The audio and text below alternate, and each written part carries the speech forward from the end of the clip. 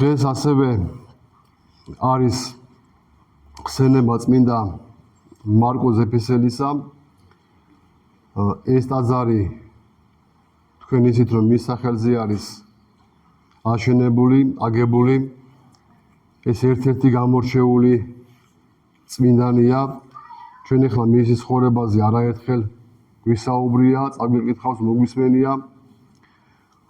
თუ როგორ რთულ პერიოდში მოუწია მას მოღვაწეობა, როცა ბიზანტიის იმპერია ფიზიკურად თუ სულიერად შეჭრებულ მდგომარეობაში იყო და დაცემის პირას იყო მისული. ერთი ამბავი მინდა მე მხოლოდ გავიხსენო მისი ცხოვრებიდან. ფერელო ფლორენციის კრება უნია, როცა ხელი მოეწერა აი ამ შეთანხმებას უნიას ფრანკებთან, კათოლიკებთან, ჩვენმა დელეგაციამ დათმო დოგმატური სწავლებები და უნდა მიეღო სანაცვლოდ ბერძნებს დახმარება რომის პაპისგან. მარკოზმა ამ უნიას ხელი არ მოაწერა და აი რა ხდება აი ამ ბოლო დღეებში კრების დროს. უნიის ხელის მოწერიდან რამდენიმე დღის შემდეგ პაპმა ბერძენ ეპისკოპოსებს და მღვდელმთავრებს მიმართა თხოვნით დაესაჯათ მარკო ზეფესელი როგორც უნიის მოწინააღმდეგე. დათმობებით დაღლილმა ბერძენთა მხარემ ამ მოთხოვნას შესრულებაზე უარი განაცხადა. პაპთან მიწვეულმა წმინდა მამამ კი თქვა, საეკლესიო კრებები განდგომილებად მიიჩნევდნენ და განიკითხავდნენ მათ, ვინც რომელიმე დოგმას არ ღვევდა და ისე ქადაგებდა. ეკლესია ჯერ თვითმწვალებლობას განიკითხავდა, შემდეგ კი მწვალებელთა მთავრებს და მათ მიმდევრებს ჭიდა. მაგრამ მე არც რაიმე საკუთარი სწავლები ნიქადაგია და არც სიახლე შემომიტანია ეკლესიაში. მხოლოდ იმ სწავლებას ვიცავდი, რომელიც ეკლესიამ ურყევი სახით მიიღო ჩვენი მაცხოვრისგან და რომელიც უცვლელად უპრია დღემდე. ამ სწავლებას განხეთქილებამდე რომის წმინდა ეკლესიაც ჩვენზე აღმოსავლეთზე ნაკლებად როდი იცავდა და ყოველთვის წმინდა მოძღვრებად მიიჩნევდა და თუ კი მე მას ვიმარხავ და ჩემს თავს მისგან გადახვევის ნებას არ ვაძლევ, მაშ რომელი კრება განმიკითხავდა, რამე თუ მანამდე იმ სწავლებას უნდა დაასდო მსჯავრი, რომელსაც მე მივდევ. ხოლო თუ სწავლება სწორი და მართლმადიდებლურია, მაშინ მე რატომ გავარ სასჯელის ღირსი? იმპერატორი და იერარქები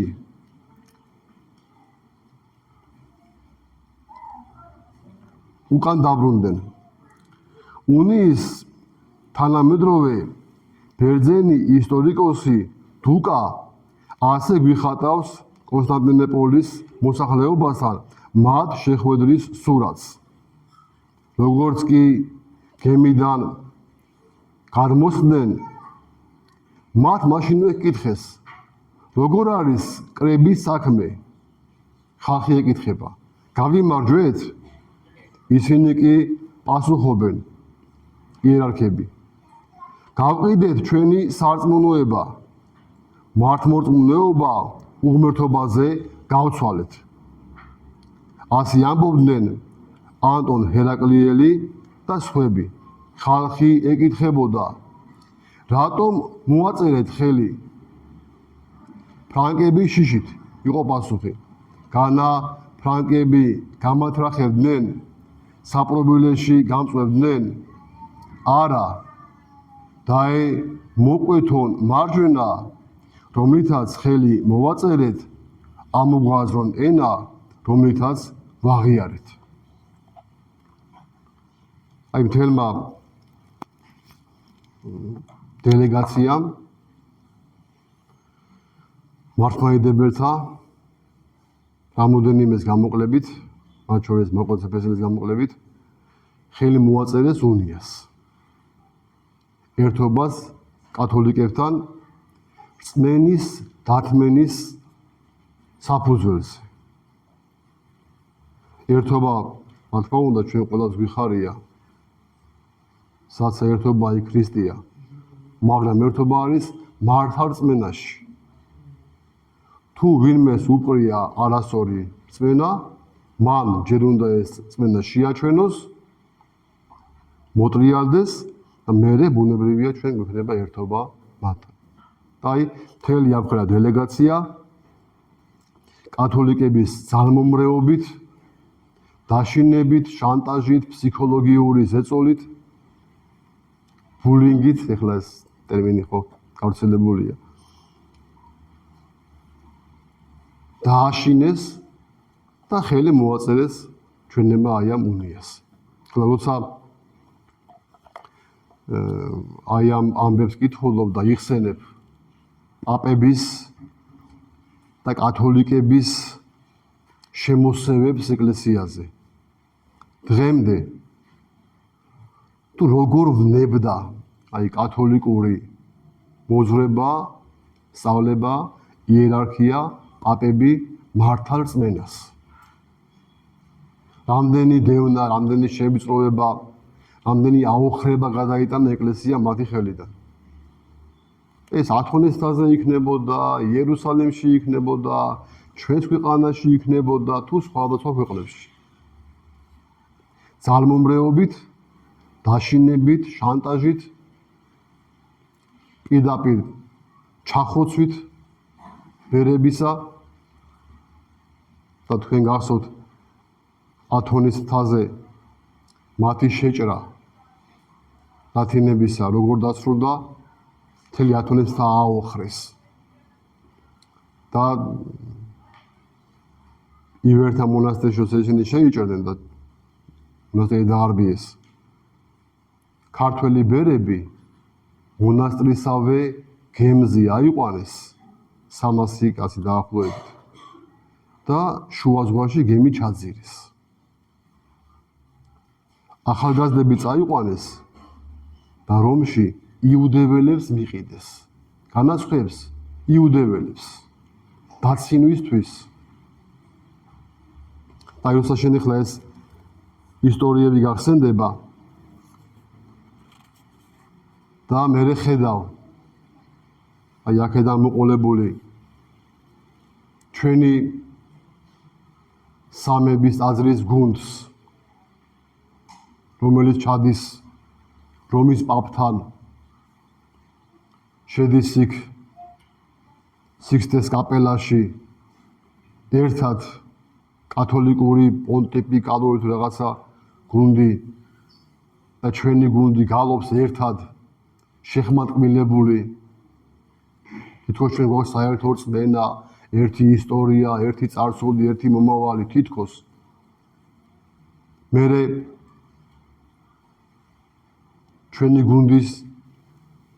ჩვენი გუნდი და არა წევრები, მთელი გუნდი ესრება მესას რომის პაპთან. იქ გალობს საგალობელს, შენ ხარ პეტრე. შემდეგ მიდის პაპთან, ხელზე ემთხვევა, მისგან კურთხევას იღებს. რა შეიძლება ეხლა ამას უწოდო? მარკოზ ეფესელის ისტორიის ფონზე აი ამ ფაქტს თუ არა ღალატი მართალი რწმენისა. და აქვე უნდა ითქვას, რომ აი ამ ფაქტის შემდგომ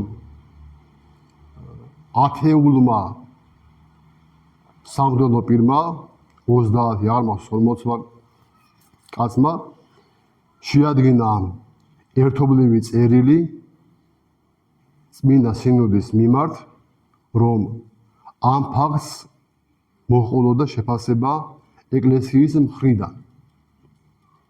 გავიდა მის მერე რამოდენიმე წელი, ერთი წელი არ ვიცი, კიდე მეტი არ ვიცი, აღარ მახსოვს იყო ეს ფაქტი. და ჯერ არის სრული დუმილი. ჩვენმა მღვდელმთავრებმა ამ ფაქტს შეფასება ვერ მისცეს. რამოდენიმე გამოკლებით პირად საუბრებში. მათ დაგმეს ეს ფაქტი პირად საუბრებში, მაგრამ კრებსითაც, აი კრებამ, ეკლესიამ რომ ეს ფაქტი დაგმოს, ეს არ მომხდარა. და ეს მდგომარეობა არის ძალიან ცუდი ჩვენთვის ეკლესიისთვის. იმიტომ რომ სიმართლის ხმა არ ისმის. ჩვენ რომლებმაც ვიცით ეკლესიის მოძღვრების თანახმად, თუ ამას რა შეფასება უნდა მიეცეს და ამას შეფასება არ ეძლევა,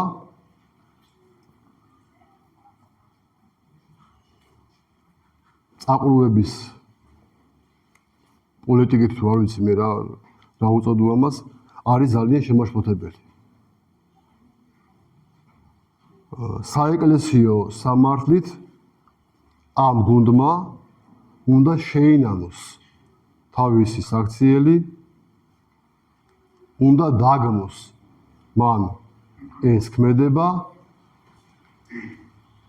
მასზე უნდა დაედოს საეკლესიო კანონი, სასჯელი, აი შემდგომ შეიძლება მათი ტაძარში შესვლა და გალობა.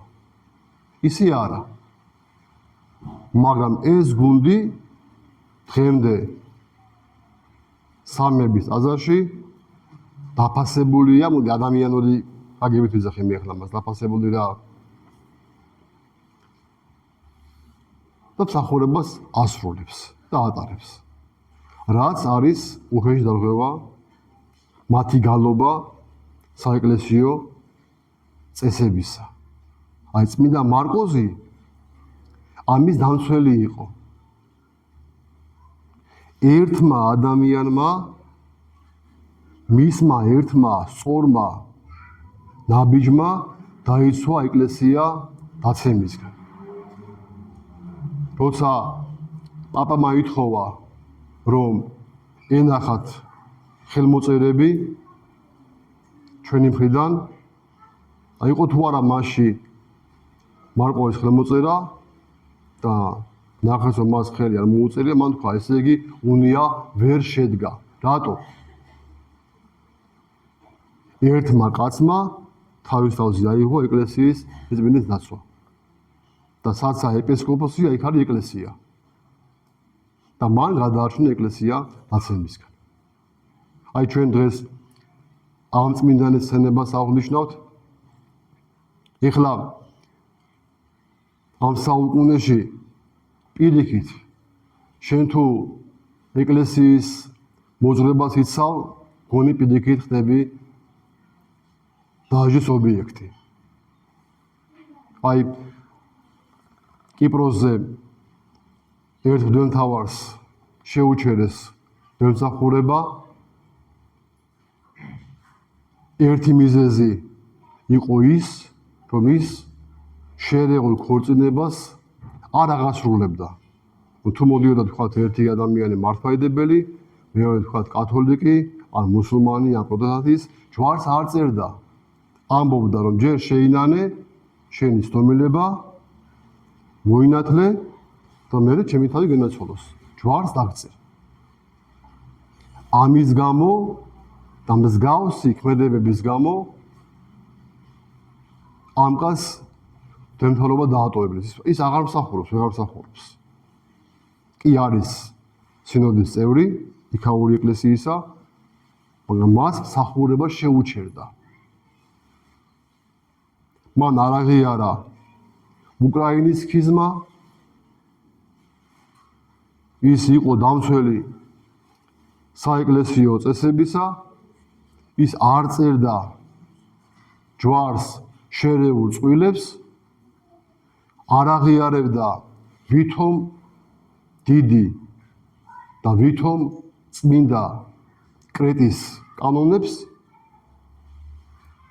და მან ამის გამო მიიღო დევნილობა. ის აღსარებელია. მე ამის თქმა არ მომერიდება. და ჩვენ ეს წმინდა მამები შეგვეციონ. წმინდა მარკოზი, აქვე არის წმინდა პალამას ტაძარი გრიგორის, გვერდზე ფოდი პატირის ტაძარია, რომლებმაც დაიცვეს ეკლესია ლათინთა შემოსევებისგან, ფიზიკური და სულიერი. და დღევანდელი პატრიარქი მსოფლიო ბართლომე, მისი უწმინდესობა ბართლომე, რომელიც ბრძანდება, ამბობს, რომ მას ერგო მძიმე მემკვიდრეობა, რადგანაც აი ეს მამები ჩვენ ჩამოვასახელეთ, გრიგოლი, პალამა, ფოტი, მარკოზი, მათი ქადაგებები ცოცხალია დღემდე და ის გვერდს ვერ უვლის მათ ქადაგებებს და ბოლომდე ვერ ეხუტება რომის პაპს. და ახლა წინი გამოიცა ასეთი მსოფლიო პატრიარქი ბართლომე მოციქული და წინასწარმეტყველი. და ეს ხოტების წიგნია, რომ რომის მაპატიეთ მსოფლიო პატრიარქმა როგორ მსოფლიოში იხადაგა სიყვარული, ერთობა, ქრისტიანობა, მართლმადიდებლობა არა. რაღაც თავისი ახალი რელიგია, ეკუმენისტური რელიგია. მთელი წიგნი გამოცემული აი ამ ხოტბების გამო. როგორც მოციქულს და წინასწარმეტყველს, ისე წარმოჩენ აი ამ ადამიანს, რომელიც ამბობს, რომ მას ერგო მძიმე მემკვიდრეობა, რახან ჩვენ ყავს წმინდანები მარკოზი, ფოტი, გრიგოლი და კიდევ სხვები, აი ამის გამო.